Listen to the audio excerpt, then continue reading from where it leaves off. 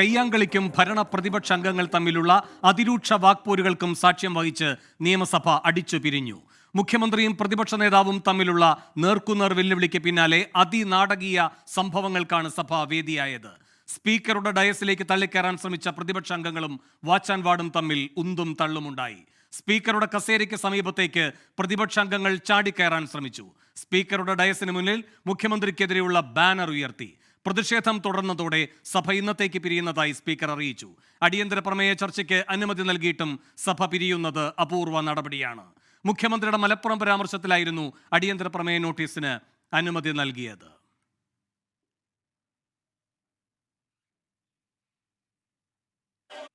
ചോദ്യം നമ്പർ 2 ശ്രീ മുരളി പെരുന്നല്ലി ചുമതലപ്പെടുത്തിയ പ്രകാരം ശ്രീ KV സുമേഷ്, ബഹുമാനപ്പെട്ട മുഖ്യമന്ത്രി.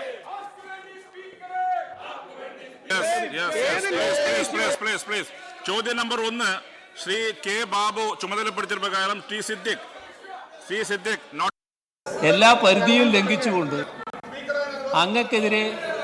അങ്ങക്കെതിരെ കടുത്ത അധിക്ഷേപ വാക്കുകൾ ചുരിഞ്ഞപ്പോൾ അദ്ദേഹത്തിൻ്റെ നിലവാരമില്ലായ്മയെക്കുറിച്ച് പറയേണ്ടി വന്നു.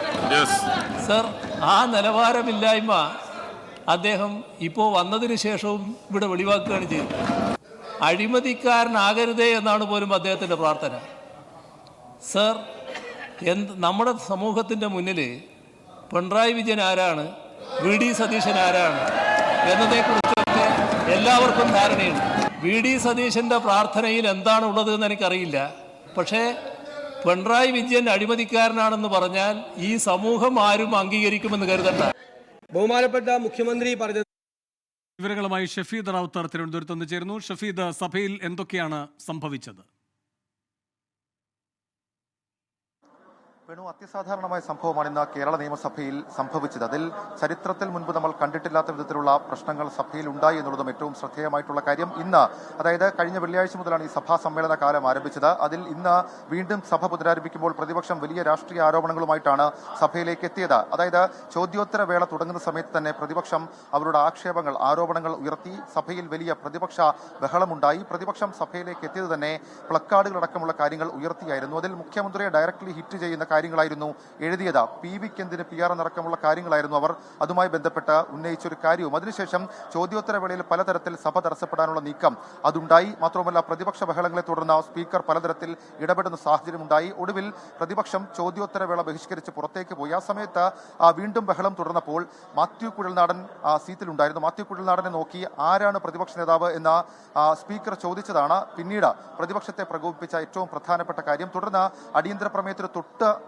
തൊട്ടു മുൻപ് പ്രതിപക്ഷം നിയമസഭയിലേക്ക് തിരികെ എത്തി. അടിയന്തര പ്രമേയം നമുക്കറിയാം, മലപ്പുറം വിവാദ പരാമർശവും ഈ സ്വർണ്ണക്കടത്തടക്കമുള്ള വിഷയങ്ങളുമായിരുന്നു. അങ്ങനെ അടിയന്തര പ്രമേയത്തിലുള്ള നോട്ടീസ് അത് സ്പീക്കർ സഭയിൽ വായിച്ചപ്പോൾ തന്നെ മുഖ്യമന്ത്രി അടിയന്തര പ്രമേയം അടിയന്തര പ്രാധാന്യത്തിൽ ചർച്ച ചെയ്യാം എന്ന് മറുപടി പറഞ്ഞു. ചർച്ചയ്ക്ക് കളമൊരുങ്ങിയതിന് ശേഷം, അതല്ലെങ്കിൽ ചർച്ചയ്ക്ക് അനുമതി നൽകിയതിന് പിന്നാലെ നിയമസഭയിൽ നടന്നത് വലിയ തരത്തിലുള്ള വാക്പോരുകളാണ്. അതിനു മുൻപും നേരിട്ട് പലതരത്തിലുള്ള വാക്പോരുകൾ ഈ ചോദ്യോത്തര വേളയുടെ സമയത്ത് പ്രതിപക്ഷ നേതാവും സ്പീക്കറും അടക്കമുണ്ടായി. ഒരു വേളയിൽ പ്രതിപക്ഷ നേതാവും സ്പീക്കറും തമ്മിൽ ഡയറക്റ്റ് വരുന്ന സാഹചര്യങ്ങൾ ഉണ്ടായി. അതിൽ അവരെ പ്രകോപിപ്പിച്ചത് ആരാണ് പ്രതിപക്ഷ നേതാവ് എന്നുള്ള കാര്യം പറയുന്നത് സ്പീക്കർ പലതരത്തിലും ഭരണപക്ഷത്തിന് വേണ്ടി പ്രവർത്തിക്കുന്നതടക്കമുള്ള കുറ്റപ്പെടുത്തൽ അത് പ്രതിപക്ഷത്തിന്റെ ഭാഗത്തു നിന്നുണ്ടായി. ഒടുവിൽ അടിയന്തര പ്രമേയത്തിന് ചർച്ചയ്ക്ക് അനുമതി നൽകിയതോടുകൂടി മറ്റൊരു തരത്തിലേക്ക് സഭാ നടപടികൾ പോയി. 12 മണിക്ക് 2 മണിക്കൂർ നീളുന്ന ചർച്ച എന്നുള്ളതായിരുന്നു അക്കാര്യത്തിൽ അനുവദിച്ചത്. പക്ഷേ അതിനു പിന്നാലെ വളരെ പെട്ടെന്ന് തന്നെ പ്രതിപക്ഷ നേതാവ് ആരാണ് പ്രതിപക്ഷ നേതാവ് എന്ന് സ്പീക്കർ ചോദിച്ചുകൊണ്ട് പ്രതിപക്ഷത്തെ ഒന്നാകെ അപമാനിക്കാനുള്ളൊരു നീക്കം അത് സഭയിൽ നടത്തി എന്നുള്ള കാര്യം